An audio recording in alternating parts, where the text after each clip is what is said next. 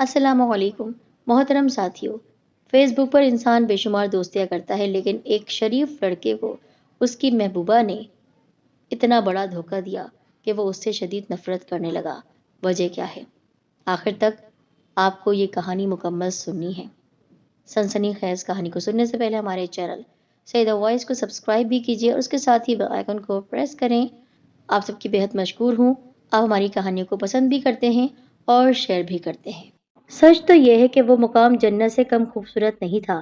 سبزہ ہی سبزہ، فلک بوس پہاڑ، ٹھنڈی ٹھنڈی زندگی بخش، ہلکی ہلکی چلتی ہوئی بادیں بہاری۔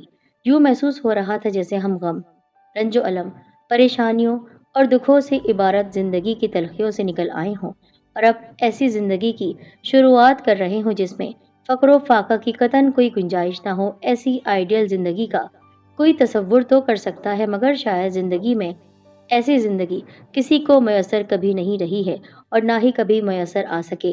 میری زندگی میں نتاشا کا شامل ہونا شاید میری زندگی کا وہ انقلاب بدلاؤ تھا جسے میں نے بہت بعد میں محسوس کیا۔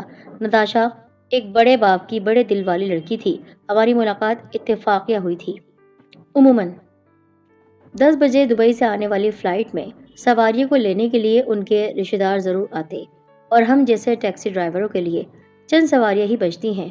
مجھے قطعی امید نہیں تھی کہ ایسی خوبصورت تنہا لڑکی کو کوئی لینے نہیں آیا ہوگا، مگر جب اس نے مجھے ہاتھ دے کر قریب بلایا تو مجھے عجیب سی خوشی ہوئی اور فخر بھی، کیونکہ دیگر ٹیکسی ڈرائیور بھی اپنی اپنی ٹیکسیوں میں موجود تھے۔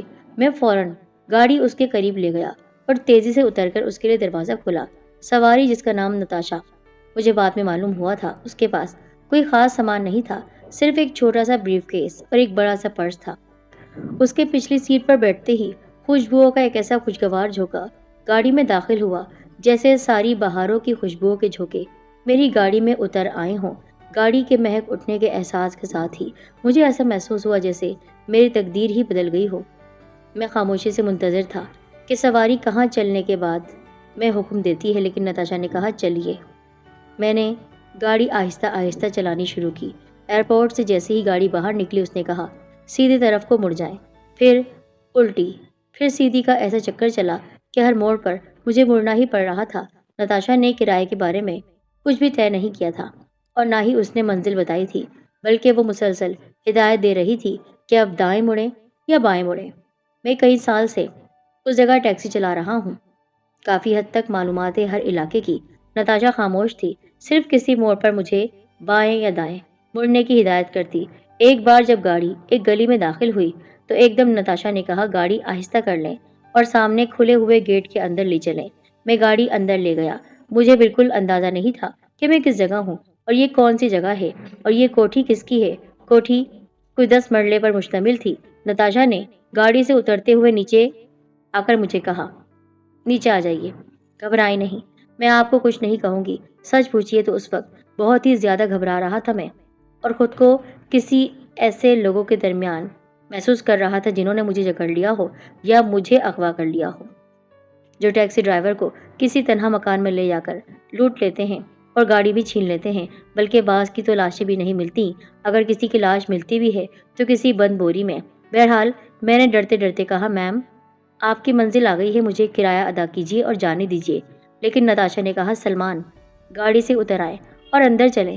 میں بری طرح چونک گیا کیونکہ میں نے اپنا نام ڈرائیونگ کے دوران اسے نہیں بتایا تھا، بلکہ پورے راستے خاموش ہی رہا تھا اور نہ ہی سمت بتانے یا گاڑی موڑنے کے سوا نتاشا نے کچھ بتایا تھا یا پوچھا تھا۔ اب میں اور پریشان ہو گیا، آخر اسے میرا نام کیسے معلوم ہوا؟ آپ کو میرا نام کس نے بتایا؟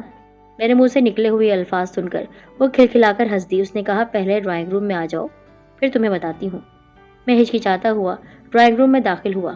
ڈرائنگ روم خالی تھا، مگر بڑے سادہ اور خوبصورت انداز میں سجا ہوا تھا۔ ایسا محسوس ہو رہا تھا جیسے گھر میں کوئی موجود نہیں ہے۔ میں نے مڑ کر اندر آنے والے دروازے کو دیکھا۔ وہ گیٹ جو گاڑی کے اندر آتے وقت کھلا تھا اور اب بند ہو چکا تھا، جبکہ گیٹ کے ساتھ موجود چھوٹی سی چوکیدار کے لیے بنی ہوئی کوٹری میں کوئی چوکیدار بھی نظر نہیں آ رہا تھا۔ یا الہی، یہ ماجرا کیا ہے؟ میں آج کہاں پھنس گیا ہوں؟ سوچ سوچ کر میرا دماغ سن ہوا جا رہا تھا۔ ایسے محسوس ہو رہا تھا جیسے مجھے جان بوجھ کر کسی نے ٹریپ میں پھنسا لیا ہو۔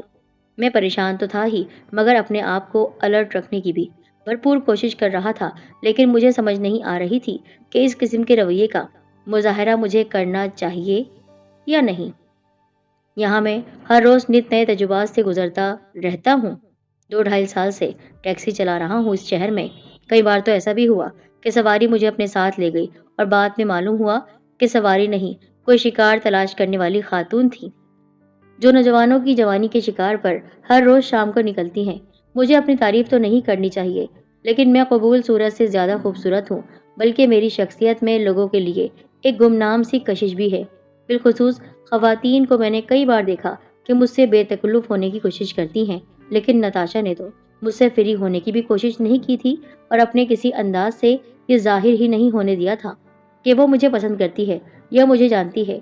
मैं इसी शशोपंज में यानी परेशानी में, हैरानगी में मुब्तला था कि बाहर चला जाऊं या बैठा रहूं कि अंदर का दरवाज़ा खुला और नताशा ट्रे लिए जिसमें कोल्ड ड्रिंक रखी थी अंदर आई। आते ही कहने लगी, सलमान साहब आप परेशान न हो, मेरा नाम नताशा है, क्या कुछ याद आया? मैंने जहन पर बहुत जोर दिया, मगर मेरे दिमाग के किसी कोने में भी ऐसी खूबसूरत हसीना की ना कोई तस्वीर थी, ना ही ये नाम मुझे जाना पहचाना महसूस हो रहा था। मैंने कहा, मैम मैं आपको नहीं जानता, प्लीज आप मुझे फारिग करें और जाने दें।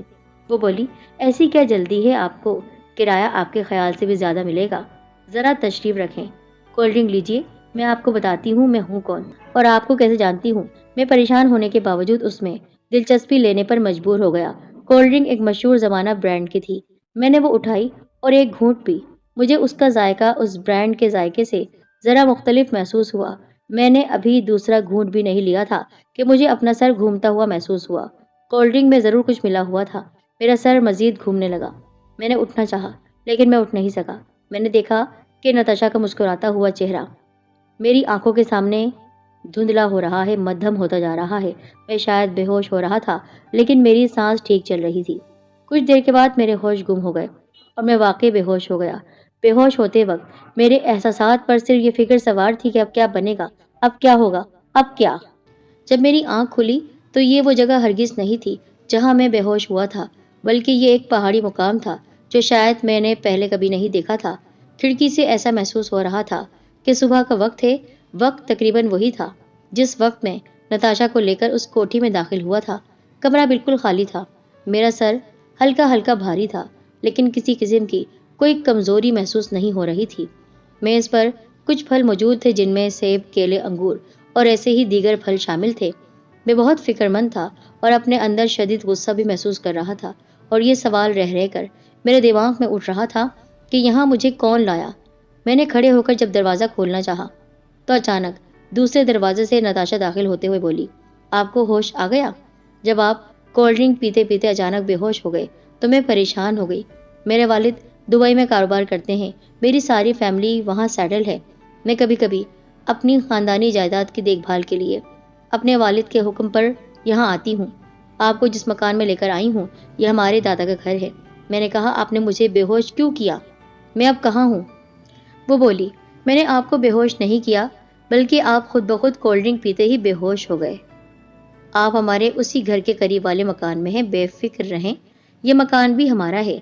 जब आप बेहोश हो गए तो मैं बहुत परेशान हुई थी। मेरा ख्याल था अगर मैं आपको हॉस्पिटल ले जाऊंगी या पुलिस को इतला करूंगी तो कोई बड़ी परेशानी का सामना भी हो सकता है, इसलिए मैंने सोचा कि आपको यहाँ ले आऊं।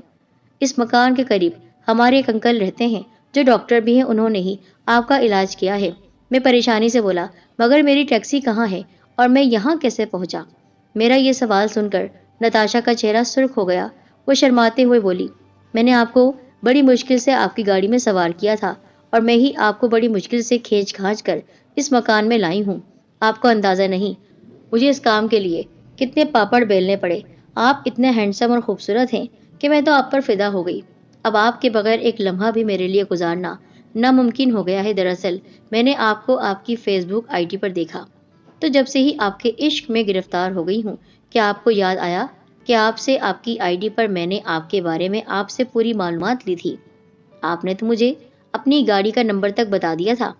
अब मुझे याद आया कि वाकई फेसबुक पर मेरी एक गर्लफ्रेंड का नाम नताशा था, जिससे अक्सर चैट भी होती रहती थी, लेकिन वो अपनी तस्वीर के मुकाबले में बहुत ज़्यादा खूबसूरत थी। इतनी खूबसूरत कि जितनी कोई परी हो सकती है।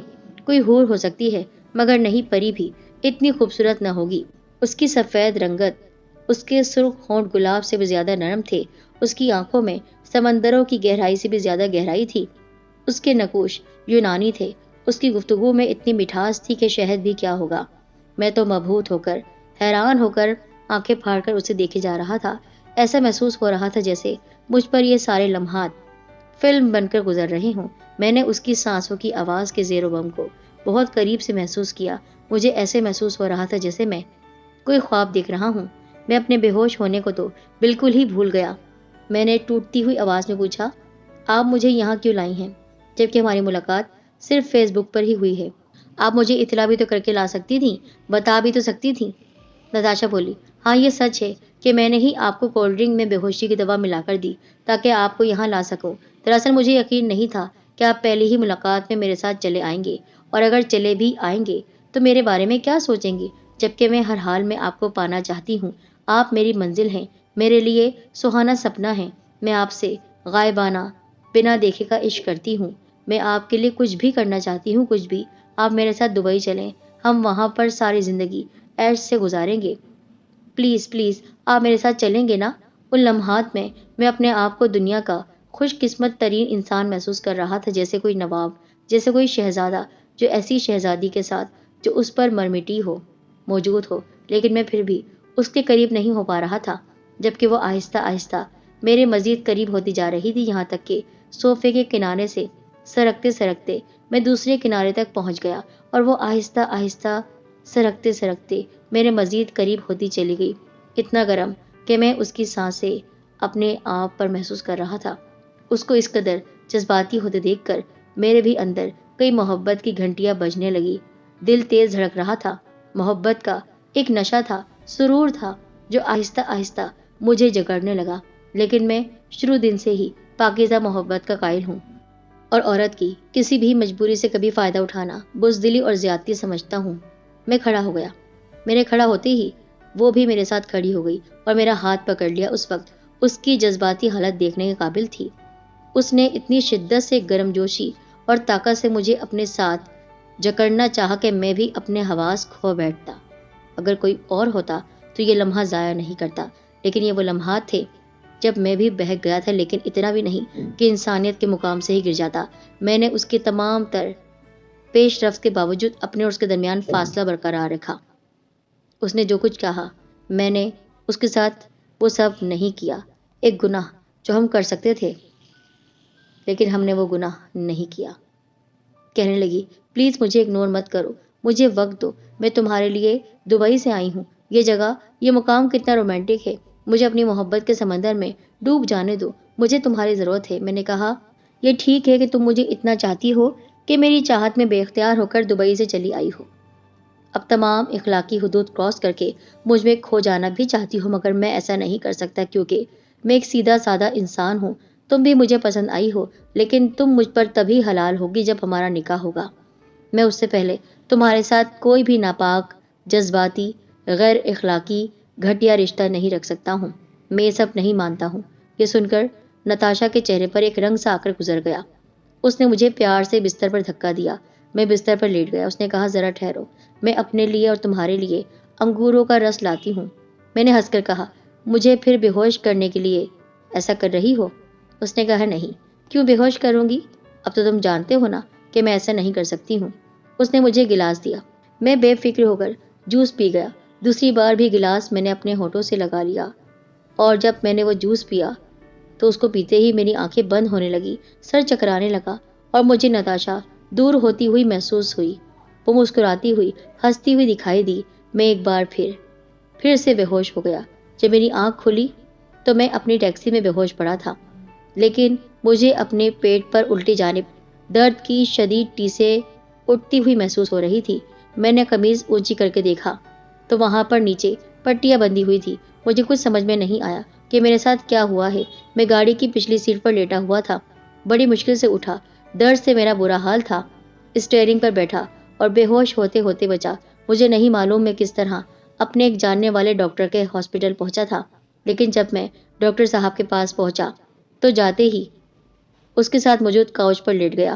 تو ڈاکٹر نے دوسرے تمام مریضوں کو چھوڑ کر سب سے پہلے میرا معائنہ کیا۔ یہ بات سن کر میرے ہوش اڑ گئے کہ کسی نے میرا الٹا یعنی بایاں گردہ کڈنی نکال لیا تھا۔ ڈاکٹر نے مجھے اپنے ہاسپٹل میں داخل کر لیا، میری فوری ٹریٹمنٹ شروع کر دی۔ مجھے ایک گردے کے بغیر ٹھیک ہونے میں 2 ماہ لگ گئے۔ مجھے رہ رہ کر وہ خوبصورت ناگن یاد آتی تھی جس کا نام نتاشا تھا۔ لیکن ایک دن جب میں اپنی ٹیکسی چلانے کے قابل ہوا تو ایک عجیب و غریب اور چونکا دینے والا معاملہ سامنے آیا۔ ہوا یوں کہ جیسے ہی میں نے اپنی گاڑی کا ڈیش بورڈ کھولا تو اس میں موٹا تازہ لفافہ موجود تھا۔ میں نے بے صبری سے جب وہ لفافہ کھولا تو اس میں 5,000 کے نوٹوں کی 15 گڈیاں موجود تھیں، یعنی تقریباً 75 لاکھ روپے تھے۔ ساتھ یہ خط تھا۔ یہ خط اردو میں تھا جسے کسی کمپیوٹر سے ٹائپ کیا گیا تھا۔ لکھا تھا، پیارے سلمان، میری جان، میں واقعی آپ کی محبت میں گرفتار ہو گئی ہوں۔ آپ جیسے شریف انسان سے مل کر میں نے بے حد خوشی محسوس کی ہے۔ آج جب کہ ہر قدم پر ہوس کا جال بچھا ہوا ہے تو میں نے تمہاری طرف ہوس سے مجبور ہو کر پیش قدمی کی، یعنی بڑھی کہ گناہ کر لوں، لیکن تم نے میرے حسن سے متاثر ہونے کے باوجود کوئی گھٹیا حرکت کرنا پسند نہیں کیا۔ ہمارا کام ہے لوگوں کی گردے فروخت کرنا۔